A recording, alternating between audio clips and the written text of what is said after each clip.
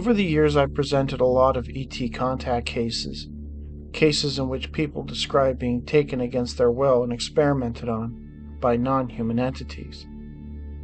In a few of them, the witnesses have described seeing seemingly normal humans, scientists, military men, working alongside these beings. Sometimes they are merely observers, sometimes they are assisting. So the notion that ETs and humans might be working together in some capacity is not foreign to me. Although I have to admit, one woman's story threw me for a loop. On April 20th, 2021, Anthony Wallace, host of the criminally underviewed Real Supernatural Encounters podcast, interviewed a woman named Andrea. Over the course of 2 hours, Andrea delved into a very bizarre experience she had while camping with her aunt one weekend in the summer of 1994. Her case is fascinating both for its sheer strangeness, but also for its sinister implications. Andrea, 36, grew up and currently lives in the Florida Gulf Coast. She describes herself as, quote, disabled and a stay-at-home wife. She grew up with an abusive, alcoholic mother. When she turned 9, her mother dropped her off at her father's and told her to live with him. Her father, whom she barely knew, broke up with his wife after Andrea arrived. Andrea and her father ended up living in an apartment together. Andrea noted that he was not prepared to be a father, and so her aunt, Kathy, an ER doctor, ended up stepping in. She convinced the father to let her take over guardianship of Andrea while he fixed his marriage. Andrea lived with her aunt full-time after that. Kathy was strict but loving, and Andrea finally began to settle into a normal life. In the summer of 1994, Andrea recalled that her aunt had worked out a 3-day camping trip they were going to take together. Her aunt had spent many summers camping at the Withlacoochee State Forest, a few hours from where they lived in Florida, and wanted to take Andrea there to let her experience it, something she, at 10 years old, had never done before. Andrea was excited, remembering that her aunt had all kinds of activities that they were going to do when they got there. They set off that Friday morning, stopping at a Taco Bell and a Walmart on the way to get supplies and food. They traveled down old country roads, eventually arriving at the outskirts of the forest. Her aunt went down a dirt road several miles, eventually coming upon some big white poles. There was no gate there, though she suspected that that's what the poles were for. They soon pulled into a camping area, a large baseball diamond type deal, with individual fire pits indicating the various campsites. There was an area in the middle where one could get water. Strangely, there was nobody else there. Her aunt found this odd, as the campsite should have been busy with people, given that it was the summer, but no one was there. They ultimately put it out of their mind and decided to just enjoy the weekend. They found a camping area out of the way near the back of the park, backed up against the tree line and a hiking trail. They immediately got busy setting up their tent and gathering firewood. The aunt and Andrea collected enough wood to keep the fire going all night. As it got dark, they sat around the fire eating s'mores, chatting and singing. About 6 feet away from the tent, the aunt had set up a shower curtain that encircled a makeshift toilet, a bucket with a toilet seat, allowing them some privacy when using the bathroom. Before bed, her aunt had her use the bathroom, and then they crawled into the tent and sat talking before falling asleep. At around 2 a.m., Andrea found herself waking up to the sound of clicking outside the tent and twigs snapping. She got the sense that people were walking around the tent. She did not understand what the clicking sound was, but she kept hearing it, and it unnerved her. She woke her aunt, who listened. The aunt grabbed her gun — she always carried a pistol — and climbed out of the tent. Andrea was surprised when she heard the gun being fired. She bolted out of the tent. Her aunt told her to get back into the tent. She suspected that some animals had come into the camping area, and she had fired her gun to scare them off. Andrea claims it put her at ease and she fell back asleep. They woke the next day and went fishing, and also traveled to Blowing Hole Cave. Sadly, it was closed. It was now around 4 to 5 p.m., and they decided to head back to the campsite. They gathered more firewood, made dinner, talked, and sat around the fire.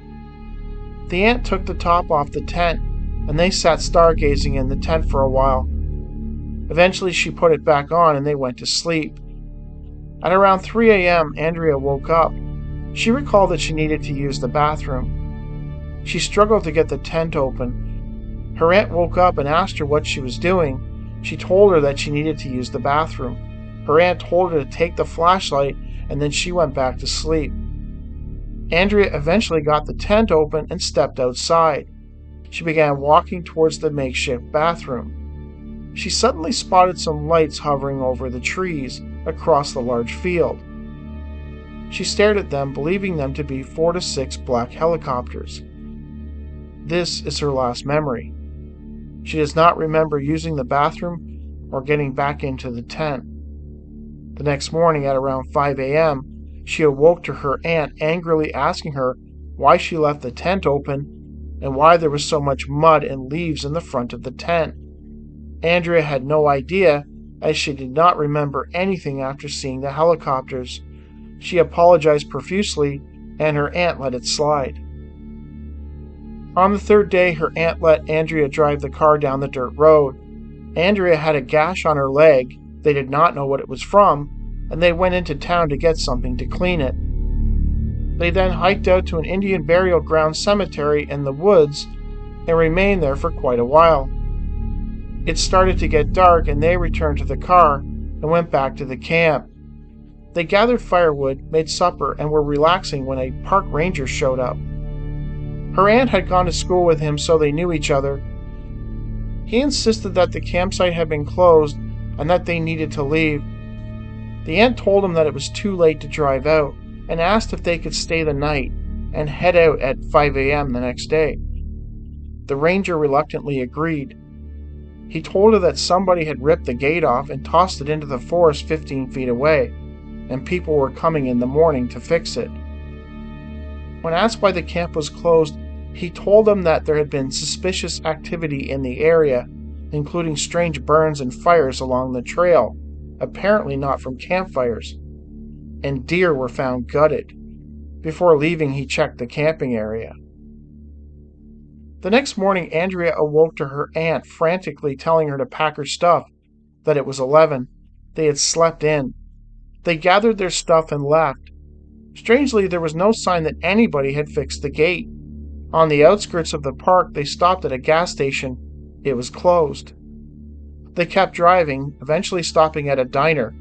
They discovered that it was actually 6:30 a.m. Her aunt's watch, which she had wore for 12 years, was now suddenly stopped at 11 o'clock.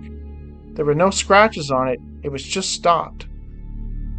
Upon arriving home over the next few weeks, Andrea began suffering from terrifying nightmares. She also got very, very sick. She developed a severe upper respiratory infection. She never had any issues prior to the camping trip. She eventually confided in her aunt that she was having these nightmares. Her aunt insisted that she too was having terrible nightmares. They both assumed that it had something to do with their camping trip. In the weeks that followed, her aunt got in touch with a colleague who worked as a hypnotist, a woman named Janice. They had 2 sessions, one with the aunt and one with Andrea. During this session, Andrea remembered how Janice put her at ease by imagining herself on a beach. This serenity was interrupted by a loud clicking sound. Andrea does not recall anything after that. After her aunt's session, Andrea and her aunt were brought in and made to listen to the recordings of the sessions. Andrea had no memory of anything she said after the clicking on the beach. According to Andrea, her experience, which she heard via the recordings, picks up on the night when she went to use the bathroom. She remembered climbing out of the tent. She also remembered that her aunt was not in the tent when she exited. She had no idea where she was. Standing just outside the tent were 2 entities who grabbed her.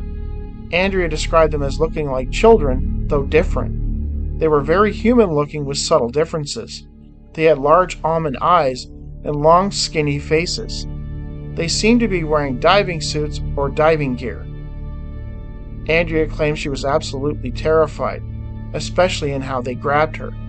She remembered herself being on her knees, legs folded back, but not dragging on the ground, and them taking her, though they weren't really carrying her, but rather propelling her somehow. There appeared to be a wheelchair-type ramp which went upwards into something that was suspended above the ground. They went up the ramp where they were met by two more of these same semi-human creatures. The two in front grabbed her arms, while the other two grabbed her legs, and they took her inside. There were bright lights all around. She observed other people, humans, standing in a line. She sensed that they too were taken like her, and were being held against their will. As they carried her past them into a hallway, or sector as she called it, she heard a voice in her head saying, "Calm down. We're taking you to your aunt." She heard it in her mind.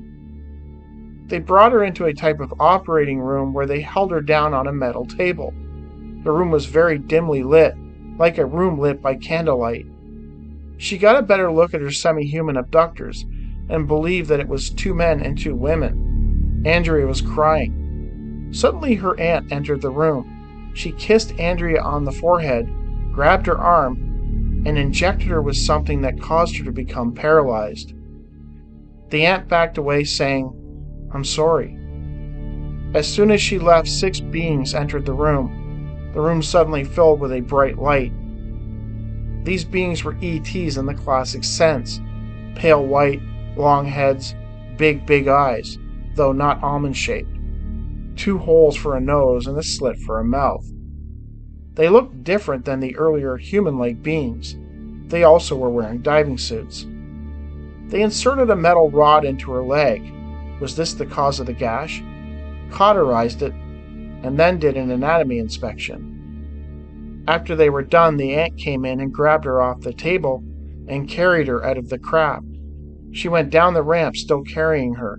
At the bottom, the aunt stopped and looked back. Andrea finally got a look at the craft. This was a large cigar-shaped object with a light at the entrance and at the top. It was apparently just sitting there in the wooded clearing. The aunt and Andrea ventured back through the forest and returned to their campsite, where they went to sleep. As it turned out, the aunt had been taken previously. She did not know when the experiences would happen, but when they did, she often found herself being used as a type of assistant, which of course differs from the norm. She suspected that it had to do with her work as an ER doctor. The aunt did not think that they would be taken during the camping trip, but when it happened, she was more aware of the experience than she had let on previously. In the years that followed, the aunt fell very ill. She took her own life in 2005. Andrea does not blame her. She believes that she was a victim and had no control over the situation. Andrea noted that she had other strange experiences in her life, but she did not elaborate on them, only that she believed that they were somehow connected to the events in 1994.